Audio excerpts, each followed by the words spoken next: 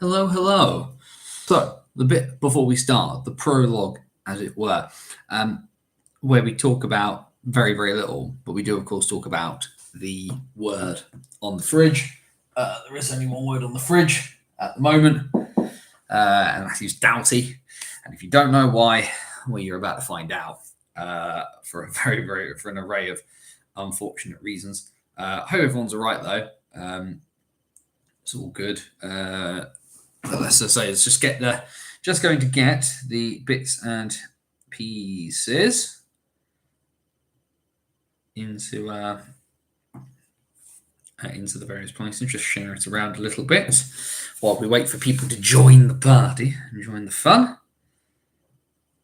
Also, because we have got a few bits and pieces, and we need to keep tabs on the Hull game as well. A swig of water. We appear to be coming through. There we go. There we go. Volume appears to be all right for the moment. Just as we wait, we'll just give everybody another moment to pop in. You have to feel sorry for Hull. We'll see how we feel about them in a bit, Jamie. Mostly from a Bison perspective, because Hull not winning does help us quite a bit. But let's, like I say, we'll just give it another moment or two. We'll give it another moment or two, everybody, before we start. Like I say, there's the word on the fridge. It says that we just mash the first letter of it. The word is, you can't quite read it, it's Doughty, but it's there. It's there for reading. We'll give it another moment or two, and then we'll get ready to rock and roll. Just make sure I've got everything sorted for myself here. We are, of course, going to try and keep tabs on as much as we possibly can. There we go. Give the old neck a crack. Oh, well, I think we probably should get started, shouldn't we? Scouts and the gender fluid and all beyond the binary. It is Wednesday night. It is 8 p.m. and welcome back once again to the BOTW What's Current stream. My name is Anthony Russell, and thank you for joining us here once again as we go across absolutely anything and everything from across the National Ice Hockey League structure. We focus on the National Division. That is our home port. That is our bread and butter. But we are, as far as I'm aware, the only show, and the only live show, certainly, that looks across all parts of the NIHL, whether it's the National Division, Division 1 and Division 2 in the north, or in the south. Greetings. Hope you're all right. A few little changes to the YouTube, of course. You will now see it says Anthony Russell banners on the wall. Changed the profile pic, changed a few bits and pieces. We've hit a few extra subscribers over the last little while, so thank you very much for doing that. Before we get rocking and rolling too far, of course, we do need to hit you with that little bit of housekeeping just before we start our show, and a large chunk of that is mostly around the fact that, hello, we're here. We're on YouTube. But the first thing to say, bannersonthewall.wordpress.com. That's my website. That's where I've been writing about British hockey since 2011. We are edging towards the 12th birthday of Banners on the Wall, which will be in March, the back end of March. But there is a fantastic array of stuff there. From the last decade and a little bit of British hockey, mostly focused on the basis of Bison. That's where a lot of the writing is focused. Player Cummings, player Goings. Our match report series running with the Herd, and of course the latest issue of that went up today. Obviously, given circumstances surrounding the game that happened on Saturday in Basingstoke, has changed ever so slightly, and I do make a few pointed remarks in there, but looking at the Bison's game against the Telford Dice, and I promise I do actually speak about the game in there as well, because you know what, it's actually quite entertaining, all things considered. The other thing that you get on bannersonthewall.wordpress.com is our hockey story series, long-form content from the weird, wonderful, and wacky world that is hockey, usually with a bit of British focus, but there's a little bit of something for everybody. We go back into the 19th century, up to the present day. We do NHL, NIHL, Elite League. We go behind the Iron Curtain. We speak to refs, we speak to players, we speak to all sorts. And everything is rocking and rolling on that one. So there's plenty of stuff to read, whatever your hockey things. There's also the back catalogue of the old BOTW podcast there for you to check out. Our tabletop ice hockey game, Dice Hockey is there for you to download as well. Tons and tons of that stuff. Banners on the wall. .wordpress.com. The other bit of housekeeping is about here, YouTube. We're live here Wednesday night, 8 p.m. throughout the British hockey season. If you're watching live, please do take a moment to quickly pop over onto your social media of choice, whether it's Twitter, Facebook, Mastodon, or Carrier Pigeon, as we usually say, and share out the stream, because this isn't a monologue. This is a conversation, because YouTube's wonderful. We used to be on Twitter Live, and that was all right for a while till the app started failing, and we moved over here to YouTube. And of course, we have the chat function on the side. Isn't that fun? And of course, please do stick in there comments, questions, anything else. Like I say, this is a conversation. Not a monologue by any stretch of the imagination. We do, of course, cover a lot of stuff. All we ask is if you're using the chat function, please remember the golden rule here at Banners on the Wall, BOTW. What's current streams? Golden rule is this: DBAD. Don't be a dick. Be respectful of other people's thoughts and feelings if you're using the chat function over there. And oh boy, there's a few things to talk about, isn't there, my friends? Holy moly. We've got some stuff to talk about. The main thing being at the moment, the last time I checked a few seconds ago, we'll just quickly refresh the score. Now 4-0 to the Leeds Knights away at Hull in what is Matty Davies' last game as a player. Of course, he's staying at Hull. He founded the club. Matty Davies isn't going anywhere in Hull. He'll be, however, firmly behind the bench. The knee injury that kept him out for a large majority of the season so far, unfortunately, has proved too much. He's had a go, got a goal in Hull colours, and I know for those of you who know, it was some reporting that we did was the thing that sort of mentioned the fact that Hull were coming back into the league and stuff like that. Matty has been really, really generous with his time with me. There's been, we've had a lot of chats both on and off the record. I know how much it means to him to be able to play in a jersey representing the city that he's from and that he loves. And unfortunately, that knee injury has just been too much for him. Tonight is the last night in the ice hockey career, as far as we're aware, of Matty Davies. It's not quite going the way he potentially wanted it to. But if anybody's earned the opportunity to go out on his own terms, it's Matty. I have a massive amount of respect for him. And I really, really hope that he can enjoy something of tonight as much as he possibly can. So all the best to him. The other thing we probably want to speak about right off the bat, and it's there in the match write-up that's gone out today from the Bison's game against Telford from the weekend, and that is Aidan Doughty. You will notice usually down below in the description of the YouTube video that I put the links to the website and I put the link to the BOTW Twitter. I've not done that tonight. There is one link down there, and that is to the GoFundMe for Aidan Doughty. Now, for those of you unaware, in the third period of Saturday's game between Basingstoke and Telford, Aidan was skating up the wing, took a hit, had a really, really awkward landing, and unfortunately, he was stretchered off the ice at the time. A lot of people thought it was just precautionary. However, unfortunately, the news came out from the Bison as an organisation on Tuesday morning. Unfortunately, Aidan Doughty has broken his back. With Aidan, as a lot of players are in the NIHL, a lot of the British players in particular, they are semi-professional. So they have a trade, they have a job outside of hockey. And unfortunately for Aidan, he's a self-employed electrician who's now staring down the barrel of having to not be able to work for quite some time.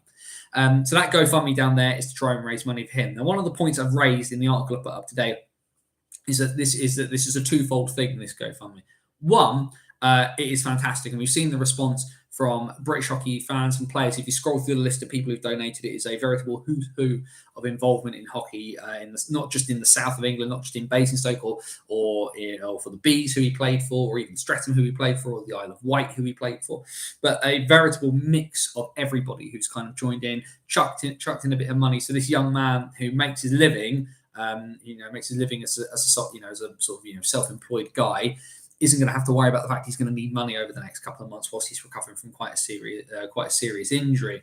The other point, though, I did make is that isn't it frustrating that this needs to happen? Why is not the level of insurance enough to cover what's going on here? Why does this need to happen? And why is the insurance for this not at the requisite level where it's going to be a thing? Now, I've seen a few things flying backwards and forwards.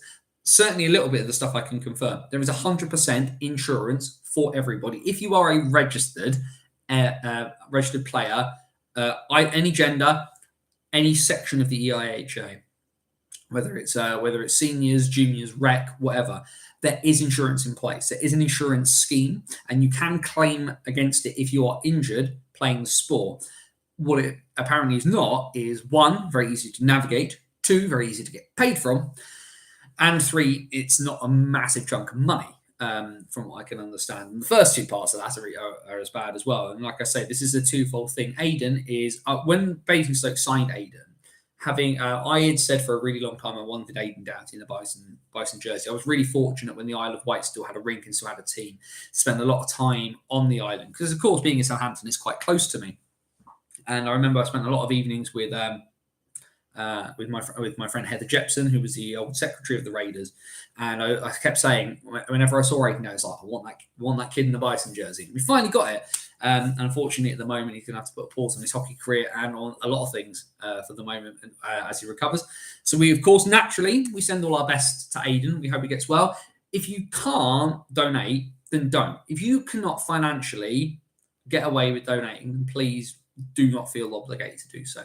If you can, great. If you can't, all I'd ask is you take that link and you share it out. Because ultimately, like I said, the situation he finds himself in, he needs a little bit of help. The target that George Norcliffe and Brendan Baird, who set up the GoFundMe, has been blown away, and we're still going. But let's make it in such a point that before Aidan Doughty, Aidan Doughty doesn't need to worry about needing to scrimp and save so that he can get through the next little while he's going to be recovering from bits and pieces. So a big thanks to everybody for listening to me ramble on about that. Balmer and Griffin going at centre ice in the game, which is probably an attempt to kind of spark the crowd, spark the bits and pieces there. Hull are certainly reporting that Declan Balmer's got the big final shot in there, but we'll see how accurate it is. As someone who does updates, I'm always a little unsure as to how to commentate on a fight. If it was live and I was talking about it, it's much easier, but you kind of don't, especially as well, because you kind of sort of doubt yourself in the minute depending on what you're watching. And also as well, a lot of fights I've seen this year have mostly been people punching at the air. Either way, as I was going to say, I did think I saw there that somebody mentioned that Grant Cooper, and it's probably the other big thing we obviously need to talk about. And I did stick something on the Banners on the Wall Twitter, which is @BannersOTW if you aren't following, about the departure from the Leeds Knights of Grant Cooper. He is now signed officially for the Belfast Giants, and we obviously talked about that a little bit in the last couple of weeks. But he is, of course, playing for Belfast tonight in the Challenge Cup semi-final for the Giants. They are away in Guildford tonight, so obviously cheering for a Belfast win. Lost track of the number of fights I've tried to describe on update, only to see the alternate angle and realise I was wrong. I know it's the great bit about hockey, isn't it, Chris? Where you're looking at bits and pieces, and you are one static point and moving in a moving piece. Now, one thing I said about Grant Cooper was I was interested to see whether he went into the middle six. He's on the line with Scott Conway and Gabe. He's on the line with Scott Conway, which is pretty impressive. But this is exactly probably why he's there, to try and get some, to put up some numbers, do some damage, and it's why I pay a spotter with fried chicken. Oh dear. Well, that's a very South London thing to do, I think, actually, isn't it? But either way, Grant Cooper getting an assist on the Giants' second goal this evening. Conway from Cooper from Gabe Bast on that one. So congratulations to him. And then, of course, we have officially he's on the fourth line with Garside and an empty spot, but feels like he's being rotated around the lineup. I like this idea. We don't know what to do with the new boy. Have a go everywhere. As long as I don't put him in goal in place of Jackson Whistle, I think it'll probably be fine. But yeah, so congratulations to him on that one. And of course, he has been replaced at Leeds by former Boston University, former King's College forward, and most recently in the Pensacola of the Southern Professional Hockey League, Jake Witkowski, who comes to the NIHL with really, really similar numbers actually to Brendan Walkham. Not a guy who got lots and lots of points in his NCAA, in his American college career. But the thing with NCAA Division One is it's a very, very vast league with lots of different conferences and lots of different pieces, and it's well above here, it's well above the NIHL. As a level, but ultimately as well, what it is that guys will, guys can not score very heavily there and can score very heavily over here. If you've not watched last night's View from the Bridge, and I know I do talk about my friends from Belfast a lot, but one of the things they did mention was the idea that the Friendship Four, the sort of the tournament they play out at Belfast, and it's generally teams from the northeast, from that sort of area that's very Irish. Immigrant influenced in America, has really opened the door to guys coming over here. There's a variety of them. Of course, Grant Cooper played in the first iteration of the, I believe it was the first iteration of the Friendship Four for Clarkson University. And a lot of these NCAA guys are now seeing professional hockey in Britain as a means to get themselves into Europe. Either you end up staying in Britain and you can have a pretty decent career here, or it becomes a shop window. Now, obviously, I think as soon as Grant Cooper had played about 2 or 3 games, we realised he wasn't going to be at Leeds for very long. Certainly no more than a season. And he's ended up lasting the better part of about half of a year before, quite rightly, not returning to the NIHL. Hopefully, like I say, hopefully for Witkowski, he looks much more along that Brendan Walcombe type. His numbers speak more of a guy who's played bottom 6 minutes at college. Also, by the looks of it, bottom 6 minutes in the SPHL as well, which is kind of the fourth level of hockey in North America. If you think it goes NHL, AHL, ECHL, SPHL, and then below the SPHL is the FPHL, and guys normally will kind of get called up, will go up and down sort of between leagues. Now, for this guy, I think really for him, this is about just getting on the ice and getting your legs under you. I haven't seen the immediacy that he's picked up a point tonight. I saw obviously Cole Shudra has scored because Cole Shudra always scores. I see Zach Brooks has got one. He does, yes, he has indeed got a point tonight, has young Mr. Witkowski. He's got at least one. Yes, he assisted on the Leeds' second goal tonight. So his account is off and running. So both Cooper and Witkowski have managed to get themselves on the board for their brand new respective clubs today. So congratulations to them on that. What's this from the Hull account? Griffin returns to the game and heads to the penalty box, giving a polite wave to the Seahawks fans as he passes. I get a feeling that might be sarcasm there from our friends on the Seahawks social media. By the way, some bits and pieces. The other bit, of course, of movement in the National League that we saw today, having scored at the weekend for the MK Lightning, Tom Carlon is now back in the division, but not with MK. He's back at Telford for the first time in quite some time. Obviously, there's been a few injuries in the MK Lightning camp recently, and Carlon returned to the Lightning lineup, having spent a lot of time recently with the MK Thunder. He ended up back in the Lightning lineup, ended up going 2+1, but then again, so would you or I, probably, if we were on a line with David Sarkanis. But no, obviously Telford, they've lost Jason Silverthorne. There's obviously Rick Plant's been out injured as well. They need bodies into the lineup who are kind of able to do stuff, and Tommy Carlon can still do the business, And so hopefully for Telford, it can be a bit. Tommy can kind of come in and kind of kickstart things for them. I'm really grateful he's come in after the weekend we just had. My guess as well is that Gareth O'Flaherty will join TC in Telford. He potentially will do.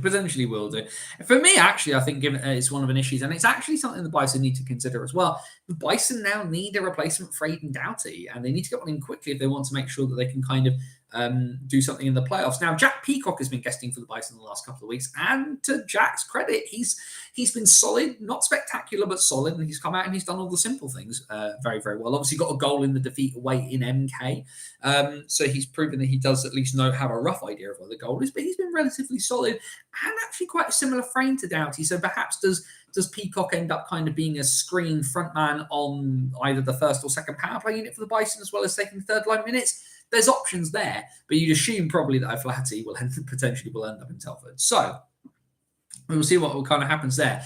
Either way, let's look back to last weekend. Let's have a quick bash through the results, and we'll have a quick scoot at some of the comments there. Carlon played great on Saturday. He played the body well and got in the right places, but when you've got Sarkanis on your line, eventually you will get chances. When is the signing deadline? So officially the signing there isn't a concrete signing deadline per se, but you have to play 25% of your team's games to be eligible to play in the playoffs. Now, a team in the NIHL can theoretically sign and play anybody at any time. The problem being is that you cannot qualify for the playoffs unless you have played the requisite amount of games. This is, of course, something that Swindon fell foul of a couple of years ago when they beat Peterborough in the first leg of their playoff semi-final, only to have put Josh Kelly, who at the time was who was sort of guesting up from the OHA, from the academy there. But because he'd not played the requisite amount of games, he'd not been on the game sheet for the requisite amount of games, he was left on the game sheet, sat on the bench, did not touch the ice. But because it's a procedural failing, Swindon forfeited the game, and a game that they won I believe they won the game 7-5. They ended up losing 5-0 because they played a guy there. At least we got a free coach to Sheffield from it. Yeah, so I'm sorry for bringing that up, Tom, but it's the best. It's the best thing I can think of in the situation. Really, it doesn't happen tons and tons. But yeah, that's kind of the thing with it. You're effectively, once you're at that point where you've got only 25% of your season left, that's kind of when you need to do something about it. Now, of course, this will shift slightly for teams because games, of course, have been postponed for a variety of reasons. The Bisons will shift because they have that game with Romford that they have to that they need to play. They got cancelled because all of the Bison were throwing their guts up and they managed to cobble together a team for the Sunday. Emil Svek scoring, I see there for the Seahawks, so they don't get shut out. Svek from Towner from Ralph by the look of it. Or is it now being given to? Oh no, Towner from Svek from Ralph is how it's looking at it. We beat Peterborough both legs, but we technically lost both legs too. Dark time, yeah. And the thing was, though, is in that semi-final, because I believe it was 2018. I believe it was 2018 because Peterborough ended up losing and still made they lost 4 games in a row and still ended up making Coventry as a result. But yeah, so I believe the thing also is Swindon almost came back and almost won that, which was ridiculous. But there we go on that one. 31-31, Seahawks down by 3. You still wouldn't fancy them to get back into that. Either way, let's look at some results from the previous weekend in the National Ice Hockey League. And of course, we had Friday Night Lights at the Hangar in Slough between the Bees and the Wildcats. And well, you can't put the Bees to bed, apparently. A 5-3 win for them. Although they will be very, very frustrated in this one. Mostly for the fact that they had this game bound to rights. A Swindon side who, from reports, were very, very sluggish, very, very tired. The Bees are 4-0 up in this game. They are 4-0 up before the 30-minute mark. Brendan Walcombe, Dom Gabai, Juha Lindgren and Harvey Stead all doing the damage. 4-0 at the end of the second period. And then Swindon apparently decided they were going to play for the last 10 minutes. Not even that, the last 7 minutes. All the goals coming from the 53-33 mark here. Colby Towers scores twice, and Russ Cowley scores with 2:53 left on the clock to make it 4-3 with less than 3 minutes to play. The Cats throw the kitchen sink towards the net, but unfortunately, it ends up with an empty net goal. Brendan Walcombe's second goal of the night puts the game to bed, and again, another bizarre performance from the Swindon Wildcats. Their whiplash season goes on because then, of course, what you end up with is Swindon go home the next night and they have another ridiculous game at home against Sheffield in what was a 3-game weekend for the Cats, and the Cats end up winning 7-6 in a shootout. Even more ridiculous in this one. Swindon was 6-3 up with 9:27 to go. Towers' second goal, they must have the strongest backhand in the league. Cardiac Cats. The Cardiac Cats are very much here. When you are 6-3 up with 10 minutes to go, you should not end up in overtime. But this is the joy of hockey. It is the most ridiculous game in the world. Vlad Volkanovs and Alex Graham with the goals in the first for the Steel Dogs, countered, of course, by goals from Russ Cowley and Chris Jones. In the second period, then it was Tower and Nell scoring to put the Cats 4-2 up with 20 minutes to play. Volkanov's second of the night makes it 4-3. Malazinski and Tower make it 6-3. And like I say, with 10 minutes to go, but then John Buessa, Alex Graham twice. Graham's game time goal coming with just 66 seconds left to play. But then in the then in the shootout, Rennie Marr does the business between the pipes. I believe off the top of my head it's Malazinski, Tower, and Chris Jones who got the goals there. They put Sheffield to bed. The extra point stays at the Link Centre for that one. Of course, the other results, of course, we have from Saturday. Basingstoke 3, Telford 2. A massive win for the Bison, given the fact that they'd beaten Telford away on the Sunday before, and given the fact that those last 2 playoff spots are getting incredibly close. Goals in this one for the Bison. Aidan Doughty did pick up a power play goal in the first period, and the second coming from Gail Lebwelly. Bison 2-0 up at the first break. They're 3-1 up at the second break. Some really lackadaisical defending from the Bison at the start of the second allows Jake Price to slam at home off a pass from Sam Watkins. But Liam Morris makes it 3-1. As I mentioned in the piece there, and I'll mention it here, Gail Lebwelly picks up a major penalty for elbowing, which for me wasn't a penalty. However, Telford shoot themselves in the foot. They have a 5-minute unanswerable power play, and they take 3 minor penalties inside that 5 minutes. Morris's goal ends up coming 4-on-4. All that extra ice to skate into. Morris splits the D in on Brad Day and didn't give him a chance. The consolation goal for the Tigers coming from Scott McKenzie with just about 9 minutes left on the power play. Very, very well worked goal. Lovely pass to the back door from Vlad Luka. McKenzie on hand to tap in, but not enough there in the end for the Tigers, who again slipped to another defeat. Like I say, a huge winning context of the Bison, especially given we know what happened after that. Not many goals there. Tons of goals in Sheffield, and tons of goals as well at Planet Ice in Bristol, where the Pitbulls and the Raiders decided that defending is for chumps. Been watching hockey all my life. I've never seen a goalie chipped from the blue line like Saturday against Goss. We'll get to that. But yeah, ultimately a ridiculous game where nobody wanted to defend. Pitbulls win by 7-6 against the Raiders. The Raiders as well, 2-0 up pretty early on. Alex Roberts, Blaz Novak getting goals in the first period. Nick Korich gets one back for the Pitbulls in the first, and then by the end of the second period, the Pitbulls are 3-2 in front thanks to Callie Robertson and Owen Sobchuk. In the third, then it was trading goals backwards and forwards, and who scores last wins. Alex Roberts, Nick Korich, Jake Sylvester, Owen Sobchuk. Roberts gets his hat trick. Korich scores again. Korich scores again. And eventually, Bailey Harewood makes it 7-5. But Mateo Gomicic gets a goal with 3:41 left in the third. And again, just like in some of the other games we've seen, it is pressure. But the Pitbulls hold firm. And they win, not just win, but they win in regulation, which is big. All things considered, like I said, those last 2 playoff spots are very much heating up. A game that wasn't quite as close, though, in MK. An 8-4 win for the MK Lightning.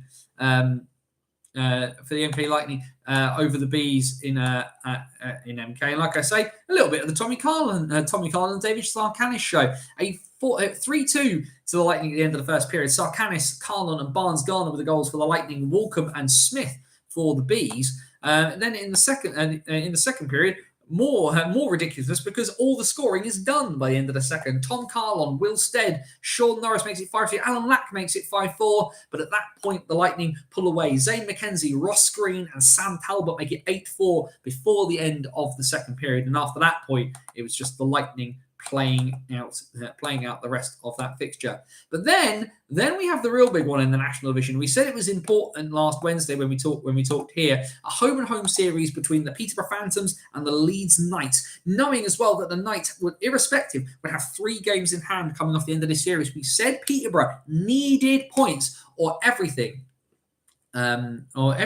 was going to really start slipping away from teams. And everything is still very much in Leeds' hands. However, they did not have a good weekend. Saturday at home, the Phantoms with the 5-4 win. So I'd like to congratulate Leeds on joining the rest of the National Division. You got slathered, just like all of us have been. Sorry, Leeds. Brad Bowering and Martin Susters with goals in the first. Cole Shudra with 1 goal back there for the Knights. But then by the end of the second period, it was 5-1 Peterborough. Susters with 2 more goals to get his hat-trick, and Duncan Spears making it 5-1. But then, of course, Leeds are Leeds. There's one thing that Leeds can do, and that's definitely score. Matt Howlett, Zach Brooks, Kieran Brown, pulling it back to 5-4 with 34 seconds to play. But Peterborough, if there's any team you can rely on to absolutely grind out a game and win, it's the Peterborough Phantoms, and they've done it again. Not only they inflict a home defeat on the Leeds Knights, but then they went one even better, and they managed to get the result away. They managed to get the result at home in Peterborough the next night on Sunday. A 3-2 win for the Phantoms. It is Leeds' first weekend without a point since January of last year. That is the sort of run that Leeds were on. And we know that Leeds didn't have the greatest end to the season, particularly their playoff campaign last year. Went a bit wobbly. But a massive result for Peterborough. 2-1 to the Knights at the end of the first. Kieran Brown and Grant Cooper's last goal as a Leeds Knight. And sort of taken them ahead of Tom Norton's power play goal in the first. But a goal from Susters in the second period. And the game winner coming with just just under 10 minutes to play, Ralph Sissenis with the crucial goal. And again, if there's one thing Peterborough can do, it's shut it down and get out of dodge. And they shut it down and they got out of dodge. A huge 4-point weekend for the Phantoms if they look to have any hope at all of keeping the Knights within touching distance when it comes to the National Division title. Elsewhere, another win for the MK Lightning and another loss for the Telford Tigers. 4-2 win for the Lightning up in Telford. Liam Stewart with 2 goals as well for Bobby Chamberlain and Ross Green. Both Tigers goals coming from Vladimir Luka. Of course, actually, we should mention congratulations to Liam Stewart on his other half and the fact that they're expecting a little tiny person. Trust me, your life is never going to be the same again. Other results as well then from that part of the weekend. He says trying to find everything on here. Well, Swindon. Well, they were the Cardiac Cats on Friday. They were the Cardiac Cats on Saturday. They didn't give anybody the chance on Sunday as they absolutely shellacked the Steel Dogs 7-2 up at Ice Sheffield. A first period hat-trick from Tomasz Malazinski along with goals from Aaron Nell, Reed Sayers and Chris Jones. More than a match for the Steel Dogs to get their goals coming from John Kirk and Jordan Buesa.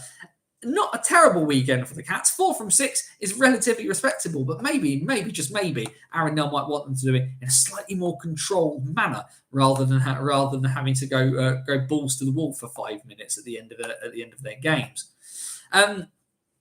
Romford and Bristol, then they met again. Their home series meant that they met again in Romford for this evening, and it's a split, a 2-2 split at the end of it all for the over this weekend.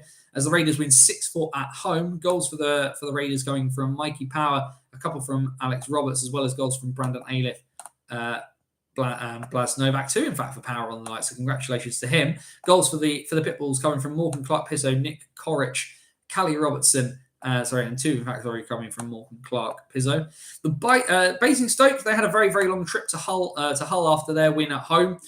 Without doubt, and also without Neil Lydiard, who was unavailable due to work commitments. But the Bison managed to squeak out a 6-3 win. Hull ahead early on through Andre Themar, but goals from Marcel Balach and Gael Lebuele had them ahead at the end of the first period. Emil Svet tied the game, but a second goal from Lebuele in the second, and then completing his hat-trick in the third period made it 4-2 to the Bison. Matty Davies managing to get a tip on the power play from an Andre Themar shot made it 4-3 and made things a bit dicey, but with time running down, George Norcliffe's goal 6 minutes from time on the power play put the Bison at a comfortable edge, and Hallam Wilson's empty netter had the game firmly to bed for the Bison. A 4-point weekend and a massive one for them that lifts them back into the playoff places. That then covers all of the national division for the time being there. So thanks for joining us for that. Let's just have a quick look at the chat, because I know we've got a few bits and pieces in here that I can see.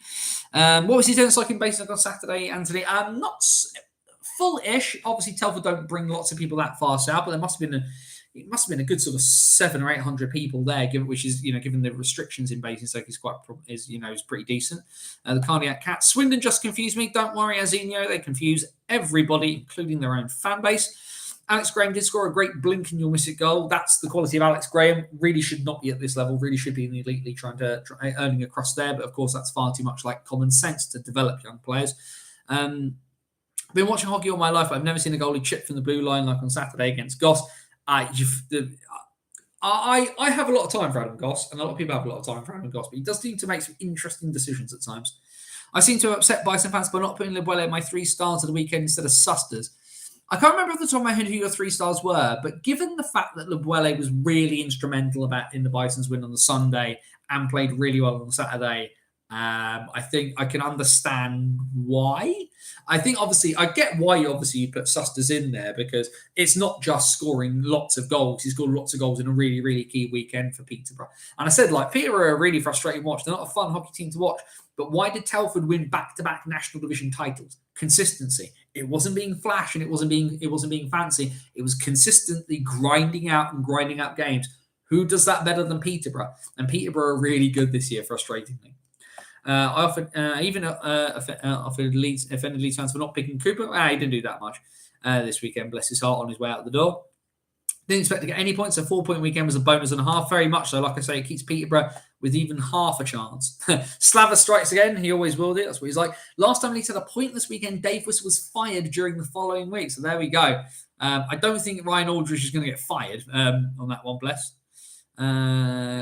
1 win in 15 for Telford, although an improved performance on Sunday versus MK. And they didn't perform badly in Basingstoke either, it should be said, Telford. I think, like, you consider the fact that the big pieces that they're missing, the big pieces they didn't replace last year as well. There's also some talk about, Rick Plant didn't play by the looks of it this weekend. He certainly didn't play in Basingstoke on Saturday.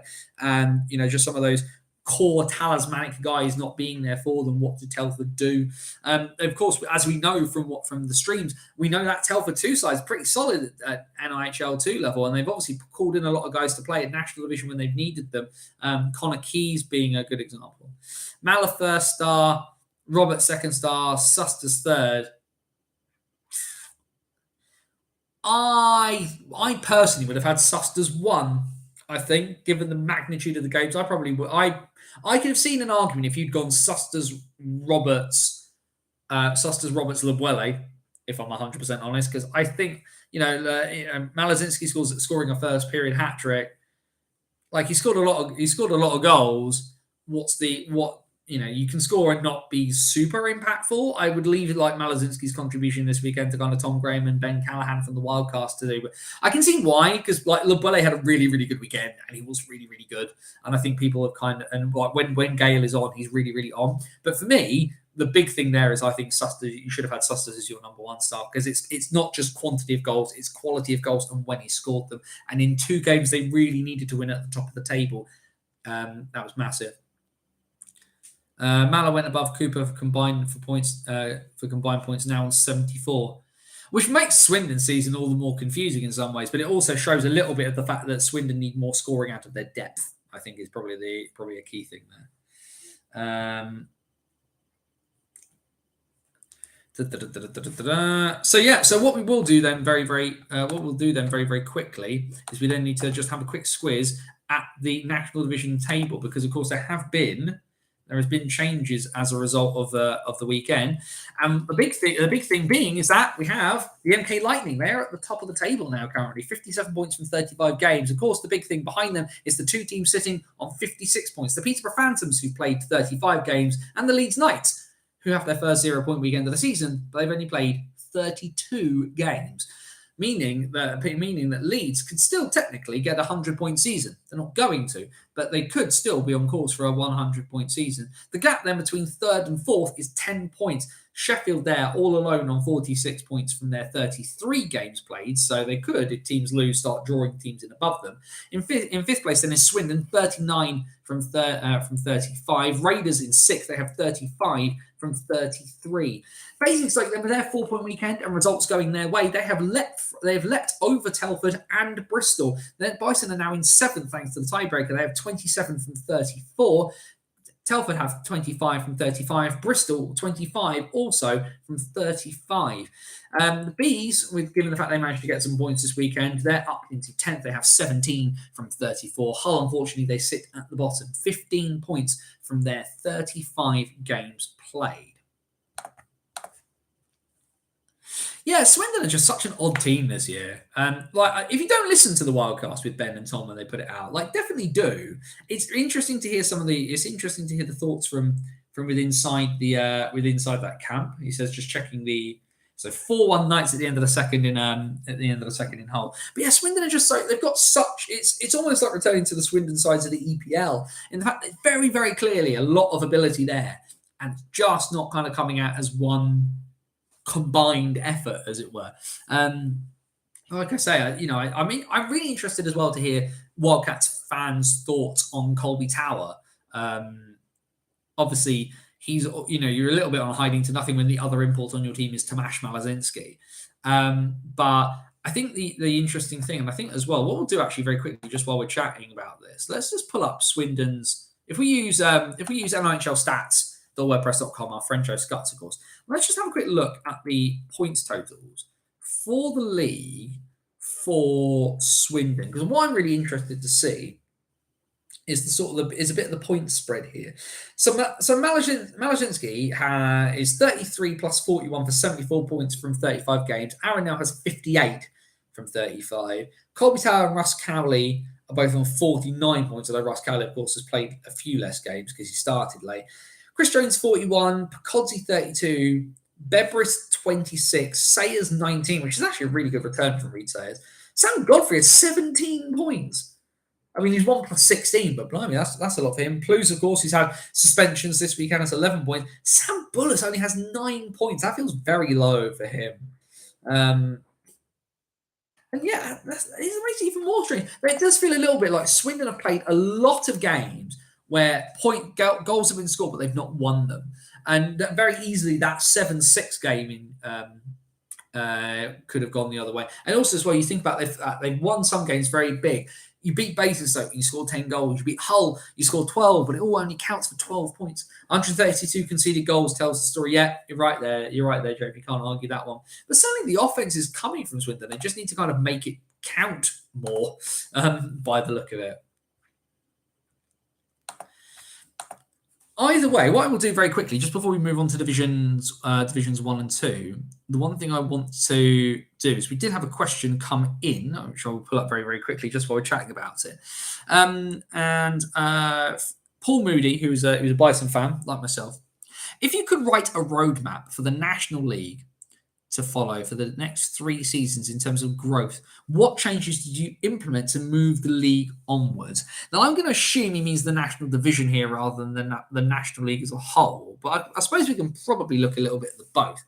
And for me, I think one of the really big things is it's really, really hard to at the moment to say do this in year 1, do this in year 2. Because actually, the one big thing actually that we need in the NIHL, especially in the national division, you need a 12th team.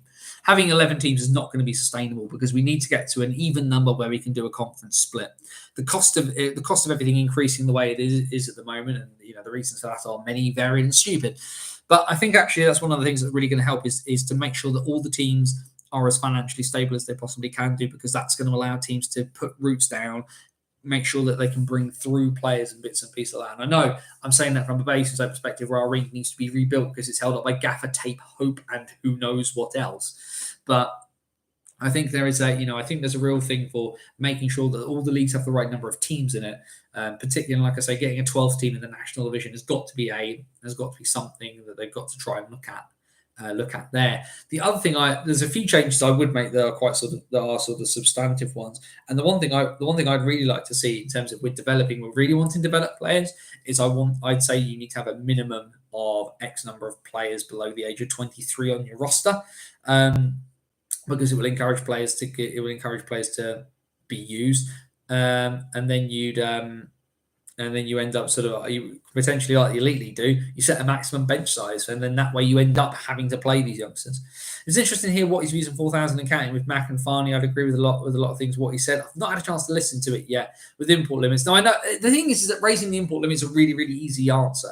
And if I'm honest, I think it probably does happen, if not next year, the year after, once teams are a bit more used to kind of dealing with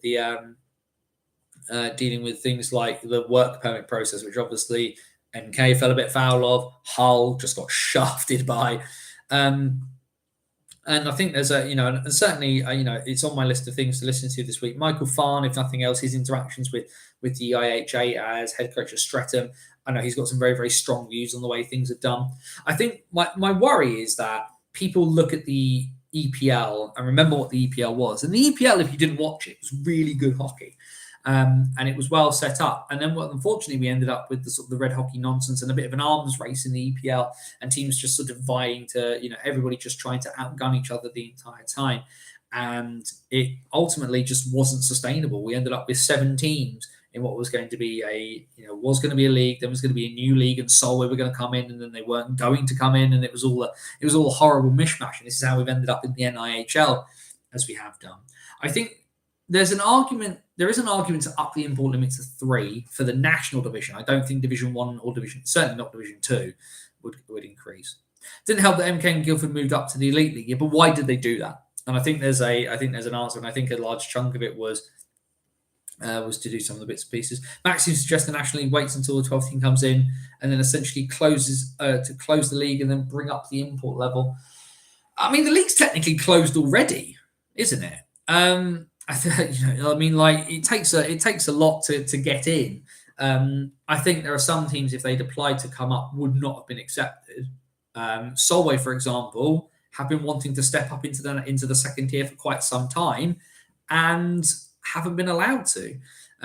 Why did they let in Bristol? It's probably a lot to do with the fact they're in a Planet Ice rink and they're owned by Richie Hargreaves, and he's trusted, and Bristol's easy to drive to. Bringing up the import level, I feel, in the immediacy, is an easy answer. Is it the right answer straight away? I'm not really sure. And it's like I say, and it's just to do with the administration that comes along with it. For me, I'd say if you're going to up the import level, then you need to bring in a minimum number of players under 23. You also actually properly enforce the salary cap, because we all know, and I reported on it late last year, the salary cap in the national division is a joke. You either enforce it properly or get rid of it. I'd much rather they bother to enforce it and actually make sure teams are spending appropriately, because one of the things that's going to make teams sustainable is not spending too much money doing stupid stuff. You can increase the import limit, but if you bring in a number of under 23s. I worry, though, if Solway move in, it can result in the National League splitting into two regional groups. What you end up having, Sigala, is you have what's been done in leagues all over the world, which is a regional conference split. You don't do what the Elite League did and gerrymander your conferences. So you have just like random teams in with nobody, like Belfast magically being in a conference with Nottingham, Sheffield, and Cardiff. Like, it's just nonsense. You have to do it as a geographic split, 6 and 6. And I don't necessarily think that's a bad thing, but what you also get is interconference play. North One and South One, the only time they meet is in friendlies and the two league champions meet in. Like, that's not what you should do. What you'd have is you have 2 home, 2 away in conference, 1 home, 1 away out of conference is the way to do it.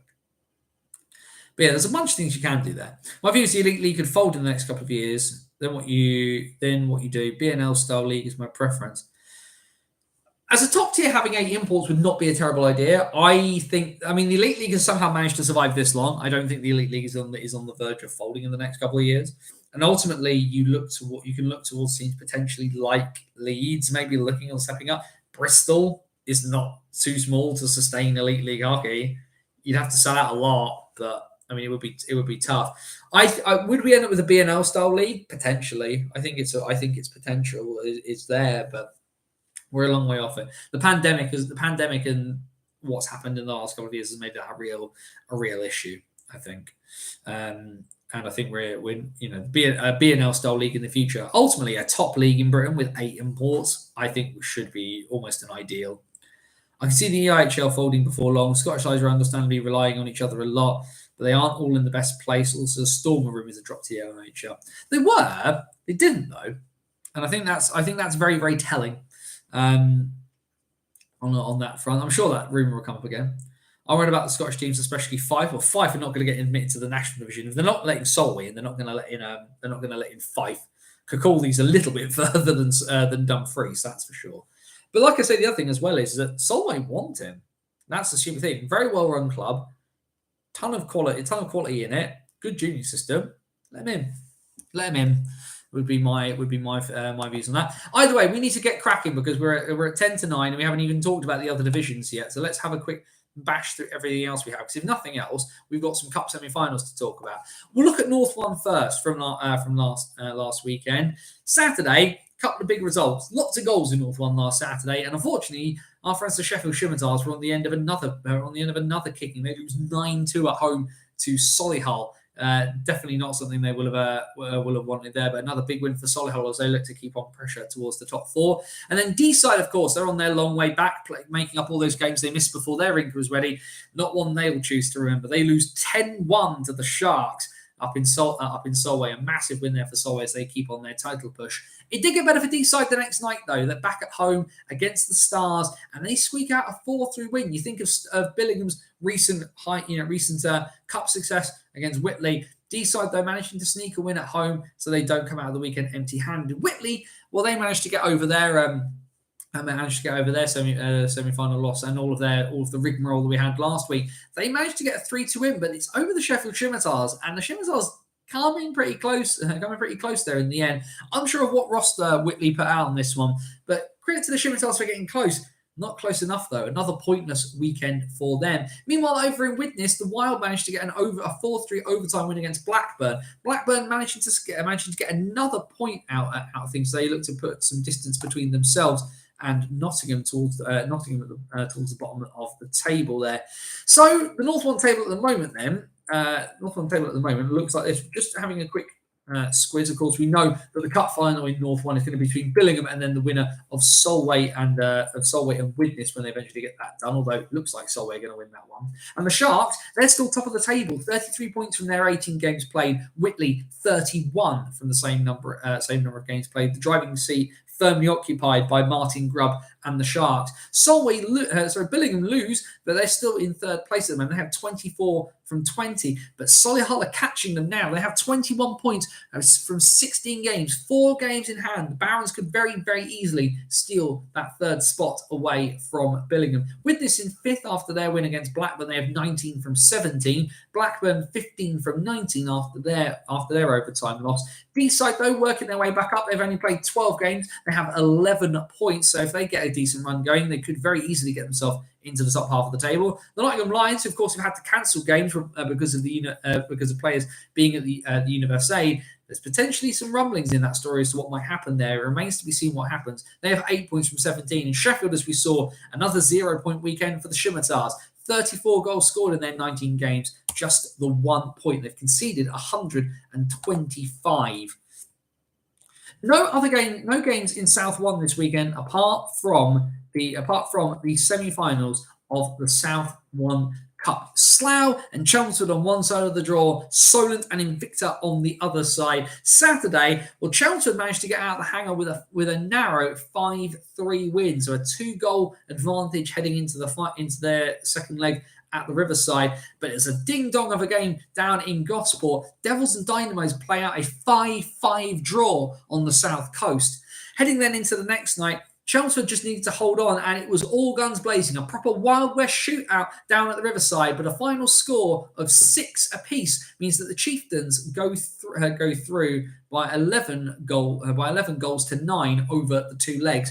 Meanwhile, down in Kent, 10 goals between the two sides the day before, but it's Invicta all the way. The Dynamos win 5-1 over the second place in the league, Devils, and that means that we get a classic South One rivalry for the NIHL One South Cup. Dates, of course, to be determined on that, but it will be Chelmsford and Invicta going to battle again to determine who takes home the first piece of silverware of the South One season. Won't bother looking at the table as nobody played. Streatham atop. Please don't be surprised by that.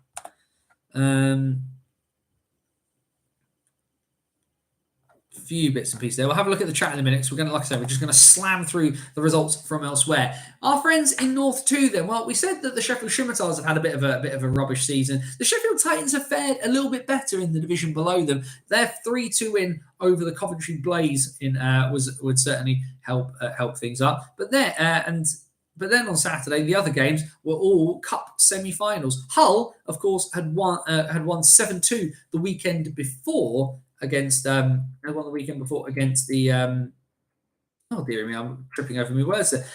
Against the Sutton Sting. 7-2 was the score in that one, and it meant Sutton had a mountain to climb. But Hull, they squeak out with a 3-2 win, and that means the Jets have a 10-4 aggregate win over the Sting. So the Jets will, as was to be expected, be heading into that North 2 Cup final. The first leg of the other half of the semi-finals took place on the Sunday between Altrincham and Telford. And whilst they were in Manchester, but the Tigers showed absolutely no mercy at all to their hosts. A 10-1 Tigers win in the first leg of the semi-final. The second leg is not till the 28th of January. Altrincham are going to have to find something massive. If they overcame a 9-goal deficit on aggregate, it would be something the likes of which we've never seen. The Jets themselves, well, they needed, with Telford not in league action and then being behind on on points and on the possibility of total points, the Jets needed a win and they got one, a 9-4 win away in Bradford over the Bulldogs. The only other game from North 2 on Sunday was at the NIC. Again, not a good weekend for the Sutton Sting. Knocked out of the cup in the semi-finals, and they lose 3-2 in overtime to the Nottingham Lions. We will bother to look at the North 2 table, of course, because of what's going on there. And we have had some league bits and pieces. As we've seen, Telford, well, they won on the scoreboard very, very heavily in the cup semi-final, but no league action for them. 32 points from 17 games, but a big win for Hull. 26 points now from 15. The Tigers are still within touching distance. Altrincham are in third. They have 18 from 16. Sheffield 17 from 17 in fourth. Sutton 15 from 16 after their overtime loss to Nottingham. Coventry 14 from 17. Nottingham 9 from 17. Bradford still at the bottom. They have 8 from 15. We'll just have a quick squiz at the chat next. I can see a lot of stuff going on there. The second goal for the Seahawks. Lots of talk about a potential folding of the elite league. And I don't understand why. I don't think it's going to fold in the next couple of years. It would take a lot to happen. Obviously, it could. If it does fold in the NHF to pick up the pieces, could we then have 3 regional groups in the style you suggested? Solway, Edinburgh bought into. Could we? Yeah, entirely possible. If the elite league somehow collapsed, then it would be a catastrophe. You couldn't have the Sheffield Steelers and the Nottingham Panthers playing in the NIHL. Something would rise from the ashes of the elite league. Do we try and bring in a new franchise? You need a building to do it in. Widnes could potentially be the foundation of a Liverpool franchise, but the Widnes isn't big enough for it. Neither is Solihull, neither is Deeside. Anyway, South 2, which of course our friends in the South. We get up the results from South 2. Not a lot of games this weekend in South 2, actually. In fact, just the 2. Solent Junior Devils, they picked up their first point of the season last weekend in their home overtime loss to the Lee Valley Lions. They do not fare much better, unfortunately, this weekend. They lose 12-4 at home to the Streatham Blackhawks. But Swindon Wildcats team managing to keep picking up points here, there, and everywhere. And a very, very solid 5-2 win over the Peterborough Phantoms is really going to help Swindon's playoff chances. Not tons of movement, obviously, in the league. Streatham are up to second, of course. Haringey still top of the table, 27 from 16. Streatham now 26 from 16 following that big win over Solent. Guildford 24 from 15. Bristol 22 from 14. Invicta 21 from 16. Peterborough 18 from 14. Swindon 14 from 13. Trying to cement that playoff spot. Cardiff 14 from 15 make up the playoffs. The rest of South 2, Oxford 12 from 17, Chelmsford 10 from 15, Basingstoke 4 from 13, Lee Valley, of course, they got their win last week, 2 from 12, Solent 1 from 14 after their shellacking against the Blackhawks this weekend.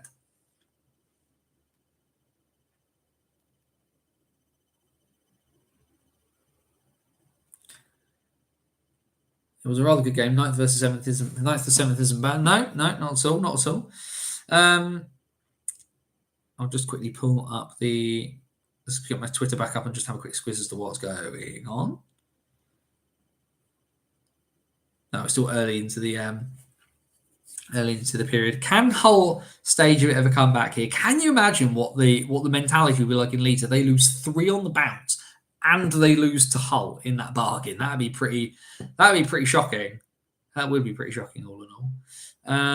Let's just have a quick squiz as well. What is happening to Belfast? Very, very quickly, because of course let's just see how Mr. Cooper is doing. Who is hanging with Mr. Cooper? Still 2-0 Belfast after the second period. We like. There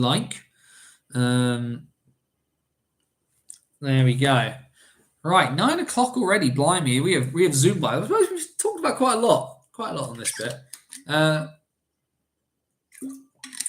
dear me, I definitely needed to have some water there.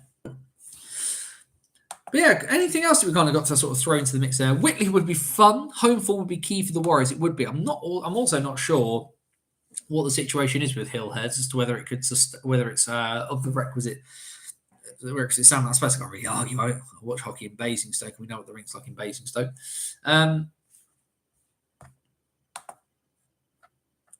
Let's get a few bits and pieces up. Let's just double check.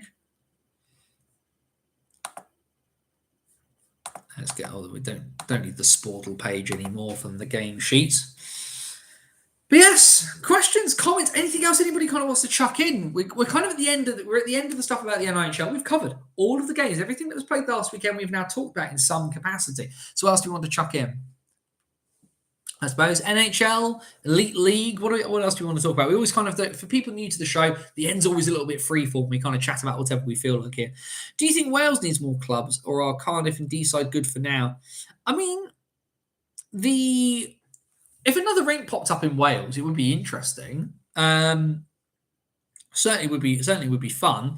It would be in the south. Although, does Ryan Reynolds buy the Ottawa Senators? Does Wrexham get a rink? You never know. The Wrexham Dragons, certainly the Wrexham Dragons, or the Wrexham Reds, or the Wrexham, I don't know, Stallions, or something like that. It's called the Racecourse Ground, isn't it? The Wrexham Senators, I don't know. But, I mean, if there was another rink coming, it's probably going to be in the south, you'd assume. I wouldn't mind Swansea. I like Swansea. It's quite a nice place. I've been on a stag do there. I've been to a friend's wedding there. Stayed in the valleys. You make a proper weekend of that. It'd be fantastic. And also Swansea as well. You can almost have like a bit of a sort of a development pathway through the south of Wales that way. That'd be a lot of fun. However, work start improving on the basis of rink in May. The last I heard, unfortunately, Jamie, is that the legal process to buy the lease back has not happened yet.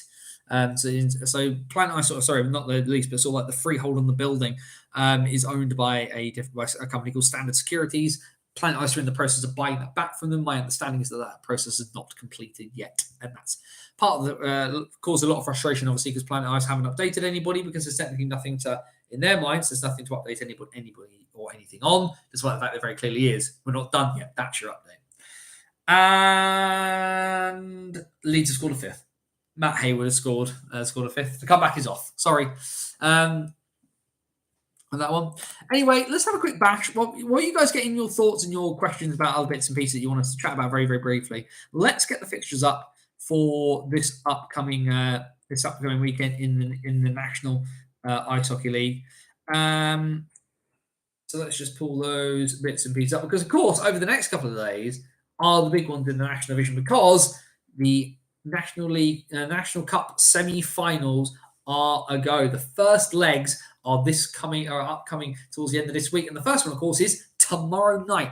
MK versus Peterborough should be a very, very close game. For me, I think the Lightning will probably win this one, being at home. However, it is Peterborough, and if the team's going to stink you out whilst playing road hockey, it's Peterborough. For me, if Peterborough end this game up within 2. I think Peterborough can potentially steal this one when they go back to Peterborough the next day. What are they doing to the ring? Pass. Is the answer to that one, Sigala. So MK Peterborough on Thursday evening. That's a 7:30 face-off. Friday night then at 7:30 at Ice Sheffield is the start of the other semi-final, and that is Sheffield versus Leeds. The second legs are not until the 27th, so there's a bit of time between them. But Sheffield and Leeds, Sheffield and Leeds over Christmas played a really, really tight, really close game that the Knights ended up squeaking out with. How will they survive in the post-Grant Cooper area? You think pretty well. For me, MK and Peterborough is a bit more of a toss-up. I think Leeds will get past Sheffield ultimately. Anyhow, of course, the other big thing is that this weekend is EIHA Pride weekend. Pride jerseys on display. Remember that hockey is for everyone. Don't be a numpty. If you're wondering why we're doing it, have a think and have a read. It's 2023. The internet and books are a thing. MK and Peterborough is a Sheffield versus Nottingham of National League rivalry. Do you mean massively overplayed and over-egged? I put Bees and Basingstoke on a par with that. I'm sorry, but that's because that's the derby that I'm involved with. And for me, you can throw as many fruit and veg on the ice as you like. I think there's there's as much of an undercurrent there for those games. And also, don't compare yourself to Sheffield and Nottingham, because that rivalry is overthought and over-egged, in my opinion. Anyway, Saturday the 21st of January, nice early face-off. They've said it enough times on social media during the week. 4 o'clock face-off, Sheffield, Peterborough. So the fans will have to recover from their semi-final the night before. A couple of 6:30 face-offs. Basingstoke, as is tradition, they take on the Raiders. The Bees take on the Tigers at the Hangar at the same time. Milton Keynes are at home at 7 p.m. They take on the Bristol Pitbulls, and the Swindon Wildcats. Apologies, I missed them off. They're at 6:30 face-off. They're at home against the Hull Seahawks. Sunday then, a couple of 5:15 face-offs. Leeds take on Swindon in the latest instalment of the NL Classico, and the Raiders take on Basingstoke for the second part of that home and home series. A couple of 5:30 games then. Bristol take on MK. Peterborough take on the Bees. The other one from Sunday, 6 o'clock face-off in Telford, as is tradition. They take on the Sheffield Steel Dogs.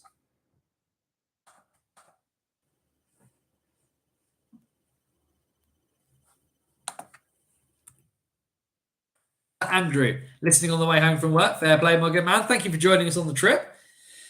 Hard to update on fights. Raiders versus Pitbulls, great atmosphere. Both teams could win either game. CHL semi-final, Luleå winning in a shootout over Frölunda, and Tappara beating Zug.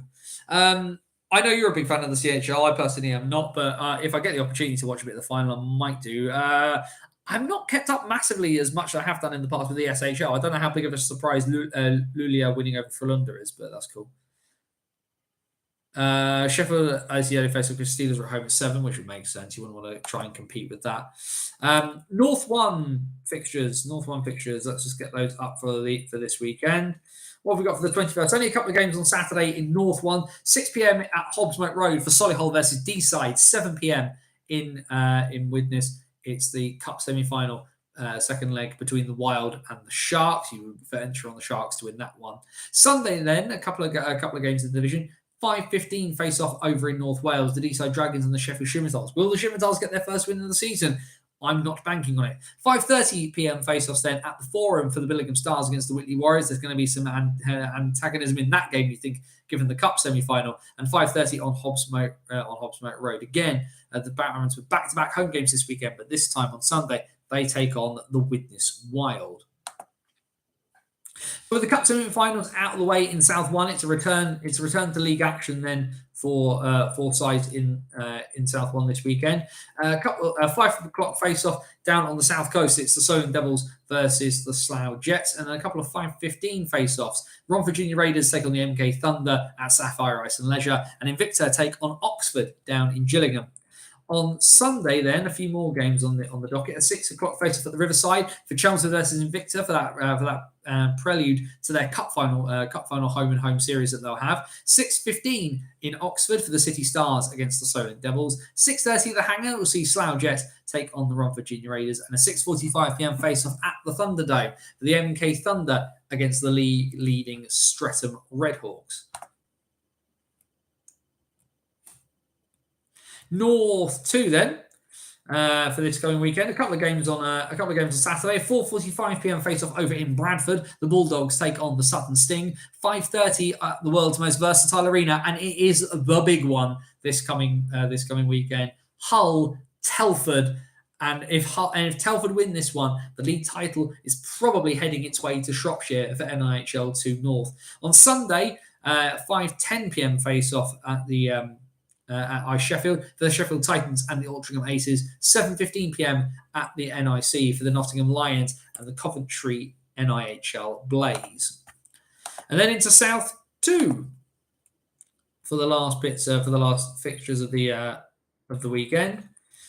A couple of games on Saturday. 5:30 p.m. face-off at the Riverside for the Chelmsford Warriors against the Guildford Phoenix, and then an interesting game certainly at Ali Pally this weekend. 5:30 p.m. face-off for the Harrogate Huskies against the somewhat decent form Swindon Wildcats. Could the Wildcats trip up the Huskies as they look to try and cement their place at the top of the table? Elsewhere on Saturday, Cardiff welcome Peterborough down to Cardiff Bay at 6:45 p.m. face-off for the Fire and the Phantoms, and a 7 p.m. face-off at Cribbs Causeway, the Bristol Pitbulls and the Basingstoke Buffalo.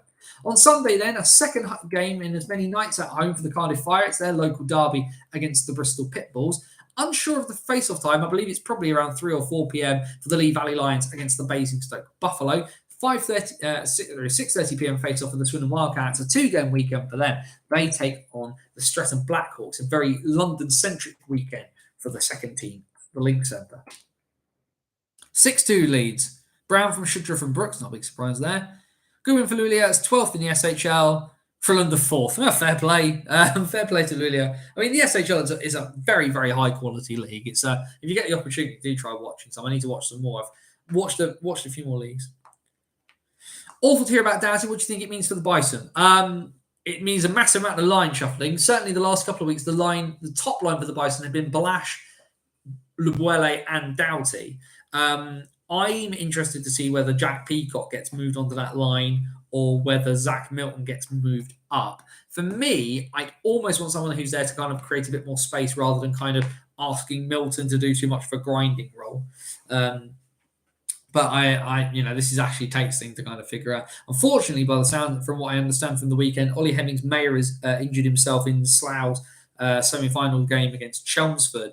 So remains to be seen what kind of happens there. For the Bison, I don't know. Part of me wonders, actually, do they put Liam, given Neil Lydiard's playing, does Liam Morris maybe go onto that line? A lot of speed would certainly cause a lot of problems, although he's obviously carved out quite a good role in the on the sort of second and third line for the Bison. So I don't, in terms of what I do know, they're gonna have to figure something out. They need to figure something out sharpish because Doughty ain't back for a while. Bless his heart. But is Sanford injured or just busy as of late? Busy is my understanding. So Sanford also becomes an option to go in onto that top line when he's available again. But I haven't heard much on Sanford at the moment. My understanding is that the personal circumstances that get out at the beginning of the season are doing some bits and pieces now, and it's fine. It's perfectly good stuff that Stampy's trying to sort out at the moment. Who's the nicest pro jersey? That Telford one is a low key banger. It's a low key banger. I do like Basingstoke's ones. I think our one last year was really good. I think this one this year is really, really good as well. I'm not sure really. I kind of think is that I want to see them in the flesh. I want to see them with my eyes, or like at least photos of the actual thing rather than like artist renderings. I don't like those as much. Big opportunity for Wilson with Sanford busy and Doughty out. Massive, yeah. And I've said it before that Hallam there's been opportunities for Hallam to really kind of press on. But I'm interested to kind of see. I'd be interested to hear what his instructions are when he goes out there. For me, Wilson has all the makings of a prime agitator. And would you want that on your top line necessarily? I think you can do if you're built like a brick outhouse. Hallam is not. The thing with Hallam Wilson is he has a very, very underrated shot, and he can, and when he actually lets it fly, he can do some damage with it. But like you say, irrespective, that people are going to need to fill that, get those gaps. Pulpet's injured. Landsbergs is a possibility potentially on that top line, but Wilson's got a big opportunity there too, and if he wants to, it's there for the taking for him. I think he can.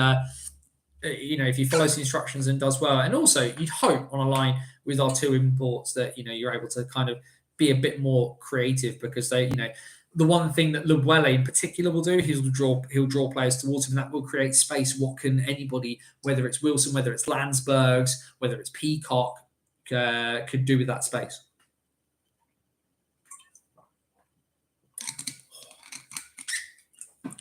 Definitely need that. Right, we're almost at the hour and a quarter mark. Last call, 100% last call for questions, comments, and everything else. While people are writing that in, remember the link is down there for the GoFundMe for Aidan Doughty. Please, if you're able to, do chuck some money towards the young man so he doesn't have to worry about working while he's recovering from this horrible back injury. If you can't, then that's absolutely fine. Please do not feel obligated. Please, though, do just try and share it out if you can. The key for tomorrow's semi-final: is Jordan Headley fit and ready to play? They're not. Greg hasn't done an okay job the last couple of weekends. He's been all right. I think he's obviously got some developing to do, this young Mr. Crow, but the markings are there. Given the howler he had for the GB under-20s in that game they lost against Croatia, the markings though do appear to be there if it's being held to the bad. How good Lubuele is looking lately. Really found his feet. He probably smells the need for a contract, like all imports do this time of year. No, I mean I completely agree. The last couple of games, particularly this last weekend, we needed people to show up and show out. Lubuele showed up and showed out. I still maintain that hit on Deacon Fielder that he got given a 5-minute major for was not a penalty at all. I did say to John Neville, the sort of the director of the bases at Bison, I said I'd get it looked at. I think you can get this downgraded because I don't think he's elbowed him. He's hit Fielder through his core. The issue for Fielder was I think he copped a stick, and I can't remember from what I saw on the night whether it was Gale's or whether it was his own, but he cops a stick in the face, and that's what knocks him loopy. But credit to Fielder, he's all right. I did speak to him after the game on Saturday night, and he was, he had a bit of a sore jaw, but otherwise he was fine. Hopefully we'll get a replay of that if the YouTube highlights ever come out. I venture an incident like that will not be on the YouTube highlights because the one thing you don't want to do is to make evidence of a borderline hit readily available. Sorry, you're just not going to do that. Frustrating, no. Frustrating, sorry, yes, but will they do it? No. Anyway, we're at 9:15. Definitely time to call it there. Bannersonthewall.wordpress.com, your number one source for everything related to the bases at Bison for nearly 12 years. Hope everything, so do keep reading and writing those bits and pieces. Player comings, player goings, match reports, our hockey stories series from the weird, wild, wonderful world of hockey. There's some bits in the pipeline, the gears are turning, but of course with the season heating up, sometimes it gets a little bit hard, but don't worry. There's more stuff coming from Hockey Stories before you know it, as well as the back catalogue of the old BOTW podcast. And of course, there is as well our free-to-download ice hockey, tabletop ice hockey game, Dice Hockey. Made it during the pandemic to try and give people something to do at home with their families. It is free to download, and it always will be free to download. However, if you do enjoy it, please do consider donating some money towards Parkinson's UK. That's what I did during the pandemic when it happened. My dad has Parkinson's. Parkinson's is the literal drizzling poops. So if we can get money towards research for finding a cure, that would be awesome. But there is, like I said, a ton of stuff over on the website where I do all my writing, bannersonthewall.wordpress.com, including the write-up from last weekend's game between the Bases at Bison and the Telford Tigers. Facebook.com/bannersonthewall. If you like getting all the bits and pieces through your Facebook feed, then make sure you go over to facebook.com/bannersonthewall, hit the like button, every piece that goes on the website, and a few other bits and pieces as well come through the feed. The best place, though, to keep up with me, as well as getting the links to all the pieces that come out, my commentary on running commentary on everything sort of happening around the world of ice hockey, and mostly to do with the NIHL, is over on Twitter at BannersOTW. And remember, of course, throughout the British hockey season, throughout the NIHL season, you can join us here live Wednesday nights on YouTube, the BOTW What's Current stream. If you haven't already, pop down just below, hit the subscribe button, hit the notification bell. That means you'll get the alert whenever we go live. Of course, we do post the links on Twitter and Facebook too, but YouTube and social media, they're all run on algorithms. Subscribers and interactions and shares and stuff, they actually really do help because it gets more eyes on stuff on these bits and pieces. And it's not just about me, but it's about creating this big, massive conversation. Let's get eyes on the NIHL, whether it's Division 1, Division 2, wherever it's north, south, the National Division, wherever. The more people chatting about it, the more it's going to be. I can see some kind words there in the yes, Andrew, of course, I will see you Saturday. The great Twitter minds will put our heads together again and see what nonsense we can come up with in that game. Another point for Jake Bukowski on his debut, 7-2. So Matty Davies sailing off into the sunset on the back of defeat, unfortunately, but such is life as it's been for Hull this year. Either way, another week done, and obviously a bit of a downer from what happened last weekend, but certainly the one photo I've seen, Aidan Doughty was managing to keep a smile on his face, and he's feeling positive about the things going forward. So we will end as we always do. Be happy. And if you can't be happy, then please be safe. As my friend Scotty Woods would say, take care of yourself and somebody else. For bannersonthewall.wordpress.com, this is Anthony Russell saying stay safe. And so long till next time. Enjoy your hockey where you find it this weekend, everybody. Take care. And if you're at Basingstoke versus the Raiders on Saturday, come say hello. Take care, everyone.